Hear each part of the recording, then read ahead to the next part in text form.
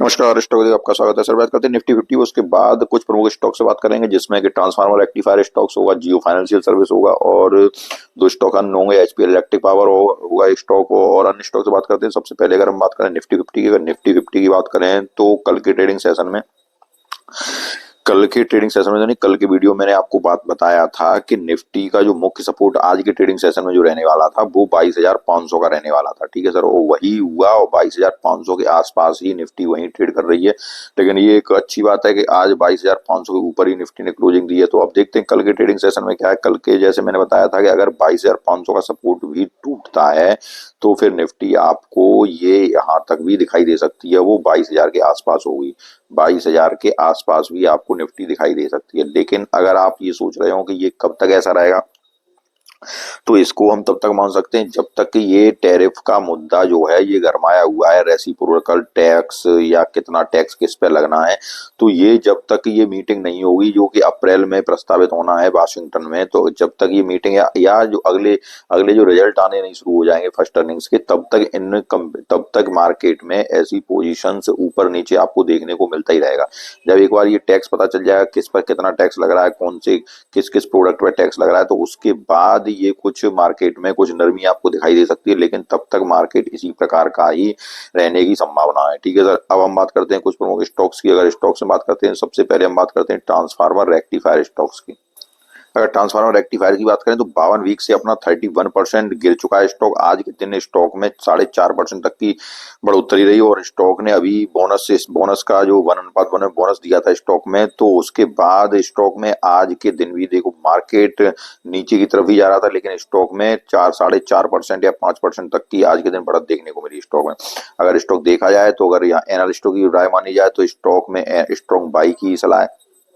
उसके बाद अगर स्टॉक को अगर थोड़ा सा और अगर फंडामेंटली वाइज देखा जाए तो मार्केट कैप स्टॉक का, कंपनी का मार्केट कैप 13,363 करोड़ का मार्केट कैप है। पी रेशियो की बात की जाए तो 83.5 का पी रेशियो है। बुक वैल्यू की बात की जाए तो 12.1 का बुक वैल्यू है।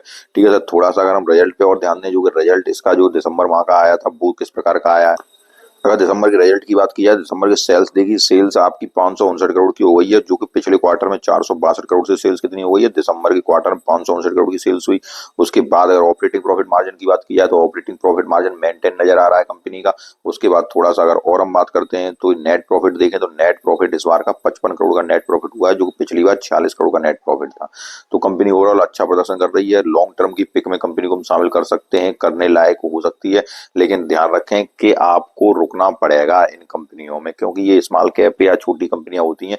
जब इनमें गिरावट आती है तो आपको काफी परेशान कर सकती हैं। लेकिन अगर आप लॉन्ग टर्म का नजरिया रहता है तो, क्योंकि देखो पावर ट्रांसफार्मर कंपनी है, पावर की तो डिमांड हर देश को रहनी है। ठीक है सर, तो पावर की डिमांड बढ़ेगी तो ट्रांसफार्मर की डिमांड बढ़ेगी, तो आपको इन कंपनियों में, ट्रांसफार्मर की कंपनियों में निराशा देखने को नहीं मिलेगी। ठीक है, कंपाउंड सेल्स ग्रोथ की बात की जाए तो 3 साल की सेल्स ग्रोथ 20% की है और अगर मौजूदा देखी जाए तो 52% की सेल्स ग्रोथ नजर आ रही है।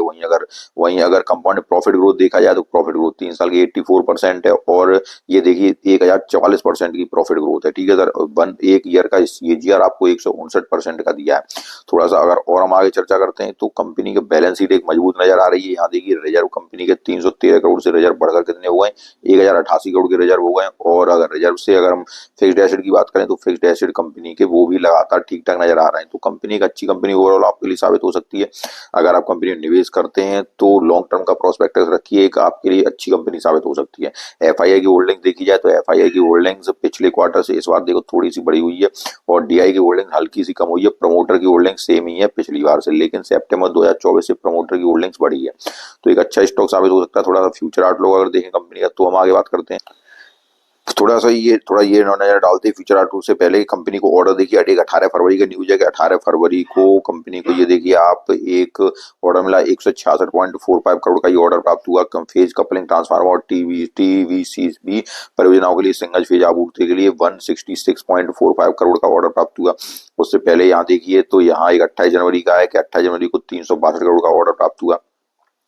उसके बाद यहाँ पे अगर हम देखते हैं तो कंपनी को लगातार ऑर्डर पे ऑर्डर लगातार मिलते चले जा रहे हैं और एक कंपनी आपके लिए एक बेहतरीन कंपनी साबित हो सकती है।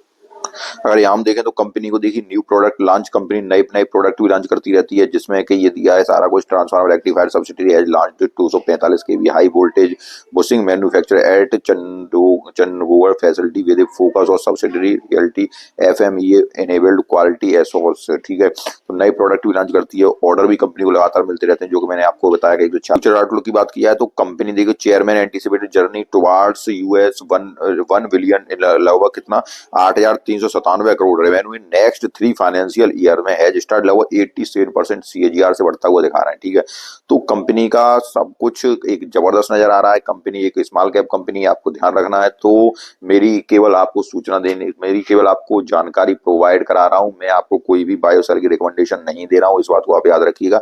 लेकिन कंपनी भविष्य में एक अच्छा साबित हो सकती है, फ्यूचर आउटलुक अच्छा है, कंपनी का लगातार अच्छा प्रदर्शन कर रही है, कंपनी रिजल्ट अच्छा दे रही है, तो आप कंपनी को कंसीडर कर सकते हैं। अगले स्टॉक की बात करते हैं तो अगला स्टॉक है सर, हम बात करते हैं जियो फाइनेंस सर्विस की। अगर जियो फाइनेंस सर्विस की बात की जाए तो देखो कंपनी आज के दिन माइनस के 2.2% कंपनी गिरावट रही, और कंपनी का स्टॉक कितने में ट्रेड कर रहा है, 228 रुपए में ट्रेड कर रहा है कंपनी का स्टॉक। ठीक है सर, उसके बाद अगर यहाँ बात करते हैं, अगर आगे बात करते हैं तो यहाँ देखिए मार्केट कैप कंपनी का 1,45,140 करोड़ का मार्केट कैप है, पी रेशियो 90.3 का पी रेशियो है, बुक वैल्यू आपकी 1.1 की बुक वैल्यू है। अगर टेक्निकल की बात करें तो आरएसआई 37.6 पे चल रही है, मनी फ्लो इंडेक्स 40.5 पर चल रहा है। और उसके बाद थोड़ा सा अगर प्रमोटर की होल्डिंग्स की बात करें, देखो एक जियो कंपनी है तो आपको ये सोचना क्या फंडामेंटल नेगेटिव है इसका या क्या है, तो ऐसा तो नहीं सोच सकते। कंपनी अच्छी साबित हो सकती है, लेकिन लॉन्ग टर्म पिक में अच्छी साबित हो सकती है, इस बात को आपको याद रखना है। अभी कंपनी का थोड़ा चार्ट पे देखते हैं तो अभी कंपनी चार्ट पे नेगेटिव ट्रेंड में ही दिखाई दे रही है। थोड़ा चार्ट देखते हैं, अगर हम चार्ट पे आए, देखो चार्ट पे कुल मिला के हमें स्टॉक अभी नेगेटिव ट्रेंड में ही दिखाई दे रहा है। ठीक है सर, स्टॉक नेगेटिव ट्रेंड में दिखाई दे रहा है, लगातार नीचे की ओर आता दिखाई दे रहा है। अब अगर हम स्टॉक की बात करें, देखो स्टॉक में गिरावट तो हो चुकी है। ठीक है, यहाँ से आप ये सोचो कि स्टॉक ज्यादा गिरने की संभावना उतनी नजर नहीं आ रही, ज्यादा गिरने की संभावना। लेकिन अगर तेजी की बात करें तो जब तक ये स्टॉक इस ट्रेंड लाइन के ऊपर, और लगभग जो प्राइस है आपकी 250 रुपए के ऊपर, ठीक है, तब तक 250 रुपए के ऊपर स्टॉक सस्टेन नहीं करता है, या जो मैंने आपको ये बताई इस ट्रेंड लाइन के ऊपर सस्टेन नहीं करता है, ये यहाँ पे आप मान सकते हो इस ट्रेंड लाइन लगभग 250, 241, 200, ये जो ट्रेंड लाइन आ रही, जब तक इसको समझ लीजिए आप, जब तक यहाँ पे ये 252 रुपए के ऊपर स्टॉक सस्टेन नहीं हो जाता है, ठीक है, इसको 252 या 200 हम कह सकते हैं 50, ठीक है, इतना ही रख लीजिए आप। 250 के ऊपर जब तक सस्टेन नहीं हो जाता है स्टॉक, तब तक स्टॉक में आपको बढ़त की संभावना अभी नहीं दिखाई दे रही है। अब स्टॉक के लिए न्यूज थी कि निफ्टी 50 में शामिल होने वाला है स्टॉक। ठीक है, तो ये स्टॉक आपके लिए लॉन्ग टर्म पिक में अच्छा साबित हो सकता है, क्योंकि जियो कंपनी है। ठीक है, लेकिन अगर हम बात करते हैं, अगर आपका शॉर्ट टर्म का नजरिया है, अगर आप ये सोच रहे हैं कि शॉर्ट टर्म में ये स्टॉक जल्दी यहाँ तक दे जाए, तो ये मुझे दिखाई नहीं दे रहा है। लेकिन तभी दिखाई दे सकता है जब ये आपका इस ट्रेंड लाइन के ऊपर आ जाए। तो स्टॉक जियो फाइनेंस के बारे में आपको समझ में आया होगा सारा कुछ। अभी डाउन ट्रेंड का नजरिया है, अभी अगर याद रखिए, अगर इस ट्रेड को यहाँ से ये तोड़ता है कितना, 217 रुपए, ठीक है, 217 रुपए के स्टॉक नीचे अगर जाता है तो स्टॉक आपको और डाउन ट्रेंड में दिखाई दे सकता है, और नीचे की ओर स्टॉक आ सकता है। तो जियो फाइनेंस अगर स्टॉक की बात करते हैं, अगला स्टॉक है sir electric and power company बात करते हैं। अगर HP electric and power company की बात करें तो एक देखिए कंपनी जो है एक लीडिंग मैन्युफैक्चरिंग है किसकी, इलेक्ट्रिकल इक्विपमेंट बनाती है, और ऑपरेटिंग लास्ट 40 ईयर्स से। ठीक है, the company has significant presence across 5 की product vertical electric equipment, metering solution, modular switch gears, LED lighting and wires. ठीक है, अब वहाँ कंपनी अगर बात करें तो मार्केट कैप किसका है, मार्केट कैप 2,579 करोड़ का मार्केट कैप है। यहाँ थोड़ा सा देखो वीडियो ज्यादा बड़ा हो जाएगा, थोड़ा सा ही चर्चा करें, किसी दिन अलग इसका वीडियो एक अलग से अपडेट कर दिया जाएगा। एक अच्छा स्टॉक आपके लिए साबित हो सकता है लॉन्ग टर्म के नजरिए से। आरओसीआर अगर आरओई देखी जाए तो 5.45 और 11.1 की आरओई है। उसके बाद अगर यहाँ हम देखते हैं तो पीई रेशियो की बात करें तो पीई रेशियो आपका 5.94 का है, जो कि ये दर्शा रहा है कि स्टॉक अभी भी थोड़ा सा महंगा है स्टॉक। ठीक है, उसके बाद अगर यहाँ देखते हैं तो डेब्ट टू इक्विटी कर्जा कंपनी का 0.75 का है डेब्ट टू इक्विटी, और रिजर्व कंपनी के पास बात करें तो 802 के रिजर्व है कंपनी। लेकिन पेट्रोस की स्कोर की बात करें, जो कि एक कंपनी का फंडामेंटल दिखाता है कि तो 9 का पेट्रोस की स्कोर दर्शा रहा है। इसका मतलब आप समझ रहे हैं 9 में से कंपनी को 9 अंक मिल रहे हैं, 9 अंक दिए जाते हैं पेट्रोस की स्कोर के, 9 में से 9 अंक कंपनी ला रही है, जो कि एक बहुत ही जबरदस्त जबरदस्त है पेट्रोस की स्कोर। प्लेज परसेंट की बात किया तो कोई शेयर प्लेज नहीं कंपनी का। प्रमोटर की होल्डिंग देखी जाए तो 72.7 की प्रमोटर की होल्डिंग्स है। यहाँ थोड़ा सा अगर रिजल्ट पे और नजर डाल दिया है तो इस बार के रिजल्ट अगर हम देखते हैं तो कंपनी के इस बार की जो रिजल्ट है वो दिसंबर माह की सेल्स जो आई है 392 करोड़ की सेल्स आई है। उससे पहले 422 करोड़ की सेल्स थी, थोड़ी सेल्स घटी है। और अगर ऑपरेटिंग प्रॉफिट मार्जिन की बात की जाए तो ये मेंटेन नजर आ रहा है कंपनी का, ठीक है। उसके बाद अगर यहाँ हम थोड़ा सा अगर नेट प्रॉफिट देखते हैं तो नेट प्रॉफिट 18 करोड़ का नेट प्रॉफिट हुआ है। पिछली बार से नेट प्रॉफिट कम हुआ है, लेकिन अगर साल दर साल के प्रदर्शन की बात करें तो साल दर साल का प्रदर्शन कंपनी का 2018 या 2020 से देखते हैं, 2020 से अगर नजर डाली जाए तो 9 से 77 करोड़ की सेल्स जो बढ़कर आपकी 1600 करोड़ की सेल्स पे आ गई है। उसके बाद ऑपरेटिंग प्रॉफिट मार्जिन साल दर साल का ये भी लगभग 14% पे ही मेंटेन है। उसके बाद अगर यहाँ देखें आप नेट प्रॉफिट देखिए तो नेट प्रॉफिट कंपनी का लगातार बढ़ता चला जा रहा है, तो एक अच्छी पिक साबित हो सकती है लॉन्ग टर्म के नजरिए से आपके लिए। ये देखिए नेट प्रॉफिट लगातार अच्छा साबित हो रहा है। उसके बाद अगर कंपाउंड सेल्स ग्रोथ 3 साल की देखी जाए तो 19% सेल्स ग्रोथ है। अगर कंपाउंड प्रॉफिट ग्रोथ 3 साल की देखी जाए 64% की प्रॉफिट ग्रोथ है। अगर यहाँ शेयर होल्डर बैलेंस शीट पर नजर डाली जाए तो बैलेंस शीट कंपनी की ये देखिए रिजर्व कंपनी के पास 2020 से अगर देखते हैं तो 684 करोड़ का ये रिजर्व जो है अब 802 करोड़ का रिजर्व है। कंपनी का रिजर्व कंपनी के पास लगातार बढ़ता चला जा रहा है। और रिजर्व के बाद अगर यहाँ फिक्स्ड एसेट देखें तो फिक्स्ड एसेट भी कंपनी के ठीक ठाक नजर आ रहे हैं, ठीक है सर। उसके बाद अगर यहाँ प्रमोटर होल्डिंग्स पे अगर बात की जाए तो प्रमोटर होल्डिंग देखते हैं। अगर प्रमोटर होल्डिंग देखते हैं शेयर होल्डर पैटर्न में 72.66 की प्रमोटर होल्डिंग्स है। एफआईआई ने थोड़ी सी होल्डिंग इंक्रीज की है इस बार और डीआई की होल्डिंग सेम है, ठीक है। और थोड़ी पब्लिक की होल्डिंग्स हल्की सी डिक्रीज हुई है। तो कंपनी जो है अगर थोड़ा सा अगर और हम कंपनी में ध्यान देते हैं, थोड़ा फ्यूचर आउटलुक देखें कंपनी का वो किस प्रकार का है, उसके बाद हम बात करते हैं। यहाँ अगर फ्यूचर आउटलुक की बात की जाए तो कंपनी देखिए company anticipated 20 to 25% revenue growth in next 3 से 4 ईयर्स में। एक्सपेक्ट रेवेन्यू टू रीच इनर 1 से 1800 करोड़ और हायर एंड फाइनेंशियल ईयर 25 में।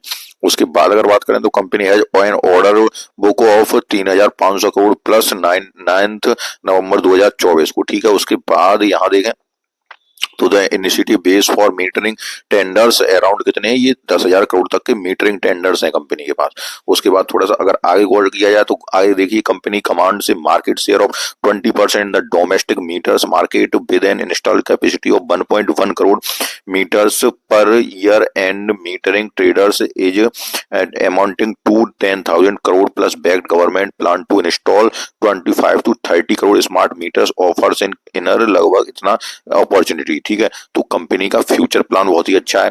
कंपनी का फाइनेंशियल मजबूत दिखाई दे रहा है, प्रमोटर होल्डिंग्स अच्छी दिखाई दे रही है। तो कंपनी आपके लिए एक लॉन्ग टर्म पिक के लिए अच्छी साबित हो सकती है, ठीक है सर। इसका किसी दिन डिटेल वीडियो बनाएंगे, उसमें कंपनी के बारे में सारा कुछ चर्चा करेंगे।